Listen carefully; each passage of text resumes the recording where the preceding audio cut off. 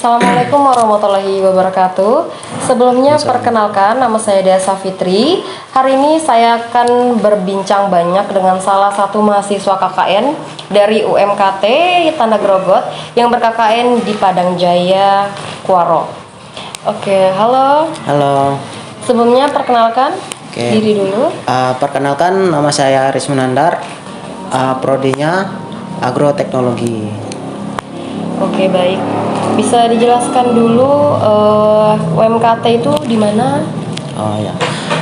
UMKT itu untuk pusatnya itu ada di Samarinda. Kalau untuk cabangnya itu ada di Jalan Dei Panjaitan di depan GOR. Nah, dahulunya itu bernama Stiper Muhammadiyah. Nah, kalau untuk sekarang ini ada proses penggabungan ke UMKT Samarinda. Jadi di sini namanya UMKT Tanah Grogot gitu. UMKT itu singkatannya apa itu, Mas? Universitas Muhammadiyah Kalimantan Timur. Oke. Berbicara masalah tentang KKN, ini prokernya apa aja nih yang dibawa, yang akan kalian kerjakan di Desa Padang Jaya Kuaro ini? Nah, untuk program kerja kami ini ada 3 unggulannya, yaitu masalah tentang stunting, kedua tanaman pekarangan, ketiga ini tanaman organik. Oke, bisa dijelaskan satu-satu tentang prokernya? Untuk masalah stunting ini, stunting sendiri itu adalah masalah proses gagalnya pertumbuhan anak balita. Itu biasanya disebabkan oleh apa itu? Nah, itu disebabkan karena kekurangan gizi. Okay. Yang kedua tadi apa? Yang kedua ini tentang tanaman pekarangan. Untuk masalah KKN itu apa sih, kan banyak orang nggak tahu nih. Itu singkatan atau gimana itu, Mas? Iya. KKN ini adalah singkatan. Nah, kepanjangannya itu kuliah kerja nyata. Oke. Nah, untuk pengertiannya itu pengabdian kepada masyarakat. Oh, jadi bisa membantu desa gitu ya? Membantu desanya. Dilanjutkan tadi untuk proker. Itu proker itu apa? Singkatan juga atau bagaimana? Proker itu juga singkatan dari program kerja. Oke, baik. Untuk alat dan bahannya pembuatan vertical composter ini apa aja yang bisa disediakan? Oh ya, untuk alat dan bahannya ini drum warna biru ini, warna biru. Oh iya. Kalau nggak ada itu pakai ember cat yang ukurannya 25 liter. Oke. Gitu. Nah, kalau untuk prosesnya ini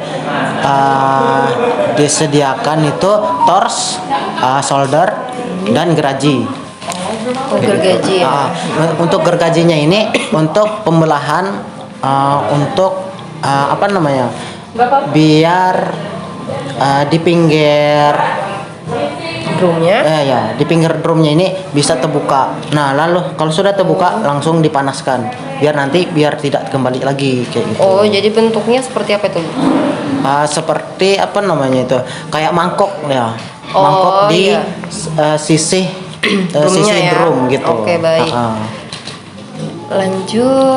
Untuk pipa tengahnya ini dibolongkan dengan solder supaya organik yang di dalam tanah itu bisa diresap sama tanaman tersebut kayak gitu. Jadi isi pipanya itu apa aja? Nah, untuk isi pipanya nanti itu bahan limbah dapur. Oke, seperti apa itu, Mas? Seperti sayur-sayuran bekas, nasi yang sudah basi, apapun lah itu. Intinya dia bersifat organik gitu ya, daun bawang. Iya, benar. Oke. Untuk program ketiganya nih, itu tadi ada apa aja, Mas? Itu program kerjanya yang ketiga ini tentang tanaman organik. Oke. Untuk tanaman organik ini pertama medianya apa aja itu? Nah, untuk medianya ini tanah yang digemburkan lalu dikasih pupuk dolomit. Nah, pupuk dolomit ini untuk menurunkan pH tanah. Oke. Kayak gitu. Itu tanahnya bisa dicampur apa itu? Campur apa aja? Untuk campurannya itu bahan tambahannya itu kayak sekam bakar. Oh, sekam berarti dibakar dulu ya. Nah, Itu langsung untuk fungsi sekam bakar ini untuk penyerapan racun dalam tanah. Kayak gitu. Skamnya langsung dibakar semua atau ada cara? Nah, ada cara Membakarnya? ada cara sendiri. Oh. Pembakarnya ini kita menyiapkan seng, baru dibolong-bolongin, lalu di dalam seng ini dimasukkan bahan bakar seperti kayu, potong-potongan kayu, kayu kering gitu ya. gitu, baru dibakar. Nah, setelah itu sekamnya itu kita tumpuk di pinggir seng itu yang sudah panas. Jadi lama kelamaan itu yang sekam di pinggirannya itu akan menghitam sendiri gitu. Oke, jadi nggak langsung kena dengan api ya, langsung ya. Enggak. Untuk terkait organik ini kan pasti ada pupuk organik ya. Itu benar. apa aja itu pupuk organiknya? Nah, untuk yang saya presentasikan ke Desa Padang Jaya nanti tentang pupuk penguat batang dan buah. Oke. Nah, jadi bahannya itu adalah kulit telur saja. Kulit telurnya diapain itu, Mas? Nah, itu kulit telurnya kalau misalkan kulit telurnya basah nanti dikeringkan dulu. Nah, Dijemur setelah ya, dijemur berarti, dulu. Nah, setelah dijemur baru dihaluskan. Entah itu pakai pabrik tepung atau ditumbuk, itu terserah. Yang penting halus. Nah, setelah itu langsung ditaburkan di pot atau di sekitar tanaman itu sendiri. Oke, jadi gini Mas Aris, kita dalam kegiatan tanaman nanam itu kan biasanya pasti ada hama dan penyakit ya. Itu untuk cara membasminya bagaimana itu? Nah, itu menggunakan pestisida kimia. Ini kan ada terbagi menjadi dua, pestisida kimia dan pestisida organik gitu. Oke. Jadi untuk pestisida, jadi kan di sini prokernya dari tanaman yang organik, jadi semuanya harus organik dong ya. Iya. Jadi bisa dijelaskan pestisida organik itu yang bagaimana? Nah, untuk masalah hama tersendiri itu namanya insektisida. Nah, untuk jamur namanya fungisida. Nah, untuk terakhir ini namanya bakterisida. Kayak gitu. Oke. Bisa jelaskan itu cara masing-masing untuk membasminya itu pakai apa itu? Nah, kalau untuk organiknya ini insektisidanya ini kita memakai kulit bawang. Nah, kulit bawangnya ini direndam selama semalam. Kita saring, kita mengambil cuma airnya saja. Air rendaman itu. Ya. Okay. Nah, terus air rendamannya ini kita simpan dalam botol. Lalu kita menggunakannya itu perbandingannya itu dalam 1 liter air yang dipakai air bawangnya itu cuma satu tutup botol aqua. Jadi 1 liter air bersih dan 1 tutup botol air dari kulit bawang itu. Benar, itu untuk insektisida organiknya. Untuk cara penggunaannya gimana itu? Disemprotkan, disiram atau bagaimana? Terserah mau disemprot atau diguyur atau pakai gembor, terserah. Oke, baik. Gitu. Itu untuk tanamannya, itu untuk memperkuat apa itu ada? Nah, itu didapatkan nanti di pupuknya. Nah, pupuknya ini pakai kulit telur itu. Oh, itu tadi untuk memperkuat atau memperkokoh batang. Dan kalau misalkan tanaman tersebut buahnya itu rontok-rontokan, kasihkan aja itu bubuk kulit telur. Insya Allah satu minggu kemudian itu tidak ada lagi kerontokan. Peran pakainya dari yang kulit bawang itu untuk penyakit dan hama itu berapa seminggu sekali itu? Kalau untuk kulit bawang ini kan insektisida, terus untuk antioksidannya kan terlalu tinggi. Jadi saya sarankan 3 hari sekali saja. Karena apa? Antioksidan ini bisa memanaskan tanaman itu sendiri.